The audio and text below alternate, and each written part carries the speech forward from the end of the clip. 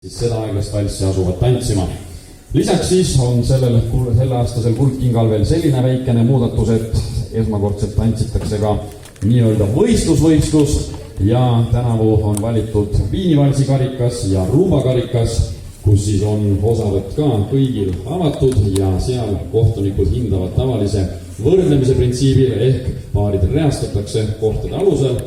Aga see siis on meie esimese standardtantsude ploki lõpus ja ei ole mul kahjuks võimalus öelda, et kõik soovijad saate veel lisanduda, sest tegelikult on registreerimine lukus ja need, kes õigel ajal kirja said, need täna Viinivalsi skeitingu alusel võistelda saavad. Skeiting on siis see hindamissüsteem. Aga nüüd 4 paari ja palun taas aeglase valsi muusika.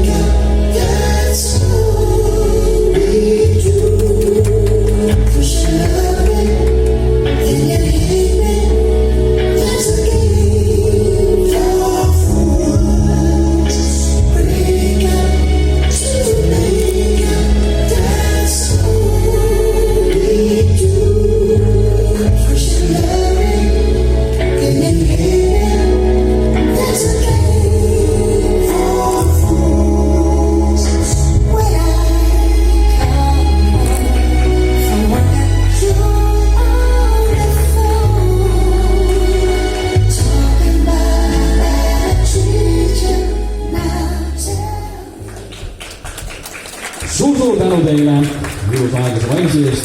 Mis on veel minu hinnangul Kuldkinga väga suur pluss on see, et kõigil on võimalus oma tantse tantsida 2 korda